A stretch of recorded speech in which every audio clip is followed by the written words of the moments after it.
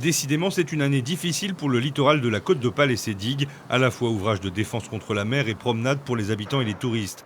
Car la tempête du week-end dernier a de nouveau montré le recul du trait de côte, cette fois-ci à Ambleteuse. La station balnéaire avait déjà subi les assauts de la mer et rénové une partie de sa digue, mais un autre pan a cédé, des travaux vont être nécessaires. On n'est jamais à l'abri, hein. C'est des ouvrages qui sont vieillissants et qui sont soumis aux forces de la mer. Et on sait que voilà, on vit toujours avec cette épée de Damoclès au-dessus de la tête. Et on se dit, voilà, pourvu qu'elle tienne. Et un jour, malgré l'entretien régulier, voilà, il y a un trou qui se passe. Parce qu'on ne pourra jamais prévenir, voilà, parce que c'est des ouvrages qui ont 60, 70 ans ou 80 ans. Et au bout d'un moment, on est obligé, enfin voilà, ça part, quoi. Et ce n'est qu'un des derniers avatars de cette érosion qui menace notre littoral. Avec le changement climatique, les événements extrêmes se multiplient et le niveau de l'eau monte. La digue nord de Wimereux a subi des dégâts importants l'an dernier. Les travaux devraient être faits cette année. La digue de Sangatte a largement été touchée et sa reconstruction démarre en ce moment. Première pierre officielle la semaine prochaine.